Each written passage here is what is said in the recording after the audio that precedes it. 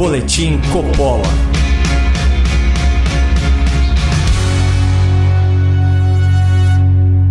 Sejam muito bem-vindos ao Boletim Coppola especial sobre a situação econômica do Brasil nesse contexto de pandemia. Hoje nós vamos falar sobre dois indicadores preocupantes, desemprego e inflação. Mas antes, vamos recapitular como nós chegamos na atual situação.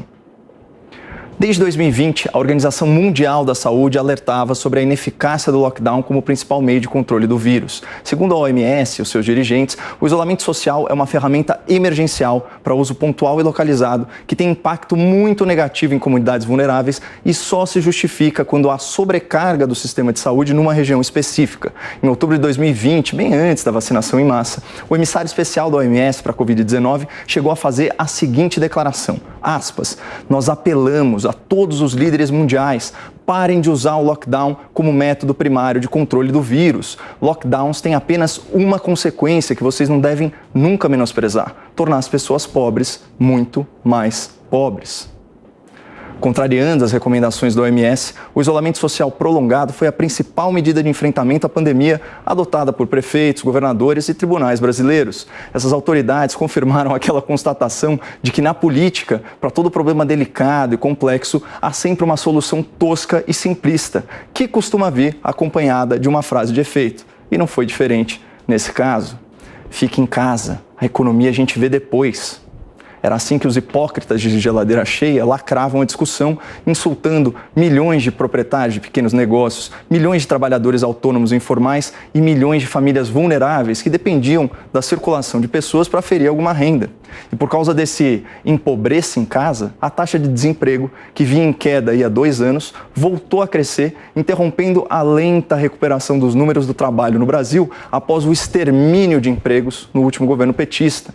Segundo o Instituto Brasileiro de Geografia e Estatística, de 2014 a 2017, o número de desempregados quase dobrou. Saiu aí de 6 milhões para 13 milhões de trabalhadores desocupados, é um aumento de mais de 90%. Essa tendência de alta foi revertida a partir de 2018 e em 2019, o IBGE verificou nova redução na taxa de desemprego, que fechou aquele ano em 11,9%. Mas veio a pandemia e com ela o mantra isolacionista. Fique em casa, a economia a gente vê depois.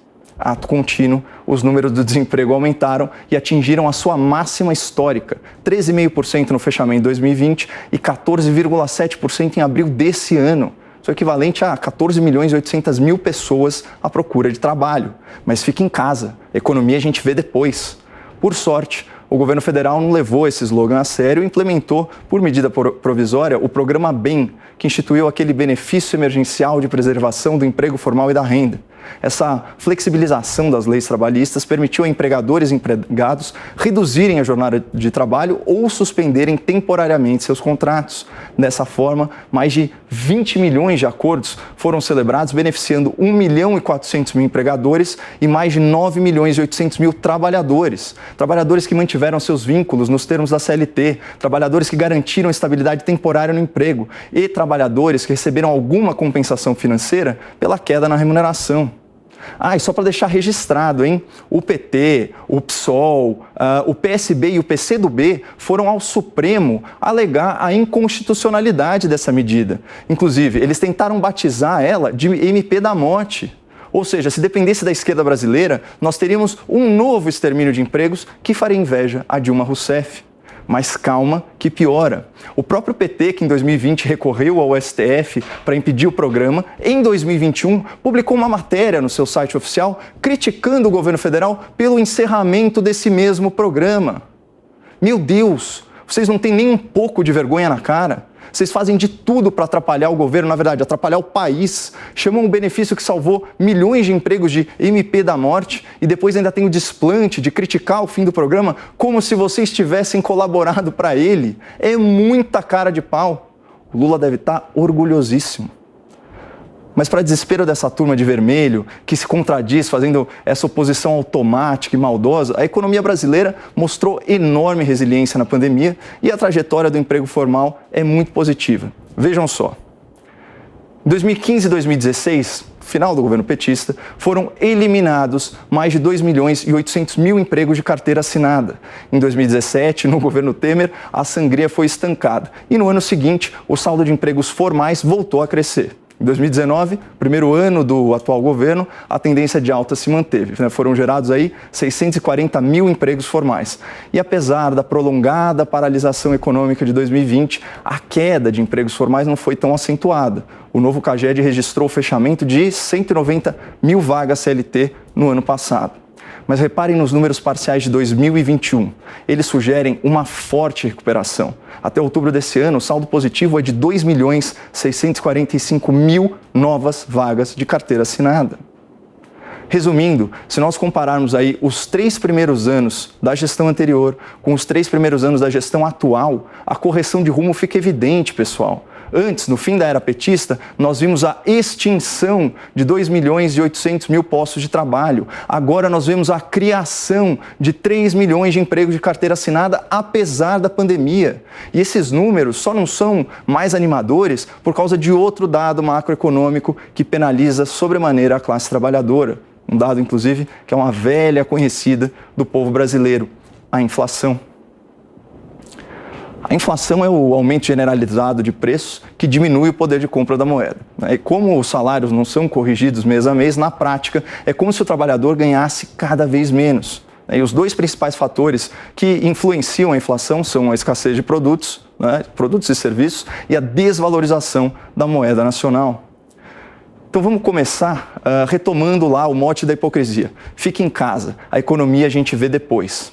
Quando você paralisa a atividade econômica, você desequilibra as cadeias de produção e leva insegurança ao consumidor e ao empreendedor, que reduzem os seus gastos e os seus investimentos. É por isso que nos primeiros meses de lockdown, a inflação diminuiu. As pessoas não estavam comprando nem investindo diante de um cenário de tantas incertezas. E o mercado reagiu a isso, baixando os preços. Mas a partir do momento que as pessoas reavaliaram o seu risco financeiro, que o governo injetou centenas de bilhões de reais para salvar a economia, a coisa mudou de figura. As pessoas voltaram a consumir em peso e essa procura superou a capacidade de oferta do mercado, que se sentiu confortável para subir os preços. E essa lei da oferta e da procura vale tanto para a lanchonete da esquina quanto para as negociações bilionárias das commodities. Os preços internacionais do petróleo, do aço, até dos gêneros agrícolas dispararam. E aqui no Brasil, para piorar a situação, nós tivemos uma seca histórica. Então, a falta de chuvas prejudicou o agronegócio, reduzindo a oferta de alimentos, e a crise hídrica também comprometeu a oferta de energia hidrelétrica, obrigando o país a recorrer a formas mais caras de geração de eletricidade. E quando você aumenta o preço dos combustíveis, o preço da energia e o preço das commodities, tudo fica mais caro. Isso não vale só para o Brasil, tanto que o aumento da inflação é um fenômeno global. Vamos comparar aí os números nacionais com os Estados Unidos e a União Europeia. Em 2019, pré-pandemia, a inflação foi de 4,3% aqui no Brasil. Em 2020, a inflação fechou em 4,5%, mas agora, em novembro de 2021, por tudo que a gente já disse, os preços aumentaram em média 10,74%. Isso no acumulado de 12 meses. Já nos Estados Unidos, a inflação que em 2019, pré-pandemia, estava aí na casa de 1,8%, agora em novembro bateu a marca de 6,8%. É a maior inflação em território americano nos últimos 40 anos. E essa tendência de alta generalizada nos preços também se verifica na União Europeia. Eles saem aí de uma realidade pré-pandemia de 1,4% de inflação para 4,4% agora em novembro. Em outras palavras, enquanto a inflação mais que dobrou no Brasil, ela mais que triplicou na União Europeia e quase quadruplicou nos Estados Unidos. Será mesmo que a culpa é do governo brasileiro ou a alta na inflação é resultado da maior crise internacional desse século que abalou as principais economias do mundo? Aliás, e no caso dos governos do PT, que registraram inflação acima de 2 dígitos por vários meses, de quem que é a culpa? Quem foi o responsável, por exemplo, pelos 11% de inflação em novembro de 2003 no governo Lula? Por aqueles 10,7% de inflação em janeiro de 2016 no governo Dilma? Tinha alguma pandemia rolando? Eu não me lembro. Mas enfim. Além da alta das commodities, da escassez de produtos e da crise hídrica, o principal fator que contribuiu para o aumento da inflação no Brasil foi a desvalorização do real. Tudo que é importado ficou muito mais caro, especialmente os derivados de petróleo, que impactam o preço dos combustíveis.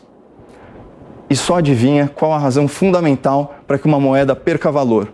O aumento da dívida pública, que associada ao risco fiscal, faz com que os investidores percam a confiança de que o país é um bom pagador e que ele vai honrar os seus débitos financeiros. E o que aconteceu em 2020? Vamos lá, pessoal, agora vocês já estão me acompanhando aqui. Fique em casa. A economia a gente vê depois. A paralisação econômica obrigou o governo federal a investir centenas de bilhões de reais que ele não tinha. Isso para salvar empregos, para distribuir renda, para financiar empresas e para socorrer os prefeitos e governadores. Então vamos ver os principais números aqui de 2020, né? São mais de 37 bilhões de reais para o Programa Nacional de Apoio a Microempresas e Empresas de Pequeno Porte. São mais de 50 bilhões para o benefício emergencial, já falamos sobre isso. São 65 bilhões de reais em suspensão temporária da dívida de estados e municípios. Mais de 78 bilhões de reais em repasses extraordinários a prefeituras e governos para enfrentamento à pandemia e, finalmente, mais de 320 bilhões de reais de auxílio emergencial para acudir a população vulnerável que estava proibida de trabalhar. A propósito, o auxílio emergencial foi, até hoje, o maior programa de transferência de renda e de inclusão bancária no Brasil. Segundo a Febraban, nos 3 primeiros semestres da pandemia, mais de 38 milhões de brasileiros abriram sua primeira conta em banco. O orçamento do primeiro ano de auxílio emergencial foi equivalente a uma década de Bolsa Família. E isso fez de 2020 o ano em que a extrema pobreza atingiu o menor patamar histórico, 3,3% da população brasileira. Mas todos esses investimentos do governo federal vieram a um preço. O déficit primário bateu recorde, 740 bilhões de reais. E a dívida pública explodiu, superou a marca de 5 trilhões. Então, qual que é o cenário hoje? Você tem o endividamento do país e o atropelo das metas fiscais em um ambiente de polarização política, de ativismo judicial e de insegurança jurídica. Esse é o contexto que fez o dólar disparar. E a situação seria muito melhor se a paralisação econômica não tivesse sido tão prolongada. Mas o mais bizarro é ver petista apontando o dedo para a desvalorização do real, quando o campeão em depreciar o câmbio é justamente o Partido dos Trabalhadores. E no próximo bloco, a gente compara quem é pior para a nossa moeda nacional, a pandemia do novo coronavírus ou os últimos governos do PT. Boletim Coppola.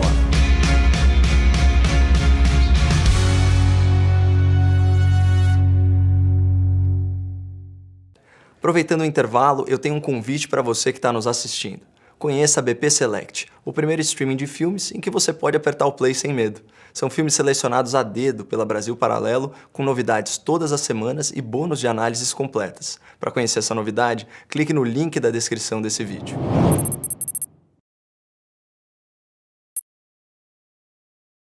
Se a crise bate à porta, eu atendo e procuro oportunidade. Se a onda tá boa, eu surfo inteira, não pela metade. Se eu aguento o risco, eu arrisco, mas não deixo parado. Eu invisto.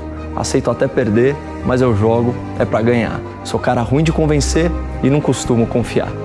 Conheça a Aquavero Investimentos, assessoria financeira que soube me interpretar e que vai entender você. Clique no link aqui no descritivo do vídeo ou acesse campanha.aquavero.com.br/boletim. Boletim Coppola.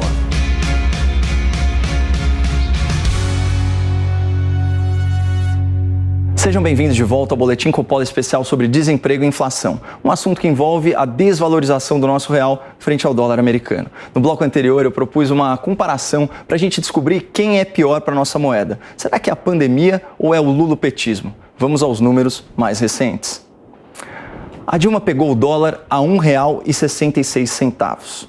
Ao final do seu primeiro mandato, em 2014, o real já tinha desvalorizado 60% e a moeda americana estava cotada a R$ 2,65. Eis que, apenas um ano depois, em janeiro de 2016, o dólar bate mais de R$ 4,00, 143% a mais que no início do governo Dilma. Daí vem o Temer e depois o Bolsonaro, que recebe o dólar a R$ 3,88 e fecha o seu primeiro ano de governo com a moeda estável. Isso aí na faixa de R$ 4,00. Em 2020 e 2021 vem a pandemia, a paralisação econômica, o risco fiscal e o endividamento recorde do governo que fazem o dólar ser cotado hoje na casa de R$ 5,60, R$ 5,70. Claro que dói no bolso e representa um aumento muito expressivo, é mais de 40%, mas ainda está longe, muito longe da alta do dólar e da desvalorização do real na era Dilma. Por isso eu insisto na pergunta: quem será que é pior para o emprego, para a inflação e para o câmbio? Uma pandemia global ou um governo petista? Fique atento. Os dados da economia brasileira costumam ser divulgados com aquele sensacionalismo e aquela negatividade de quem já desistiu de fazer jornalismo e optou por fazer militância política velada. E o farisaísmo dessa turma desconhece fronteiras. Os mesmos políticos, influenciadores e jornalistas que endossaram todos os excessos do isolamento social agora criticam histericamente os resultados óbvios da paralisação econômica. Criticam o empobrecimento dos vulneráveis, criticam o aumento do desemprego informal, criticam o endividamento do governo, criticam a flexibilização fiscal, criticam a escalada da inflação, criticam a desvalorização da moeda, criticam porque são hipócritas. Por sorte, a sociedade brasileira tem os meios para reagir a quem insultou a nossa inteligência com o fique em casa, a economia a gente vê depois. Para quem nos disse isso, só nos resta responder: eu fiquei em casa, a minha audiência e o meu voto a gente vê depois.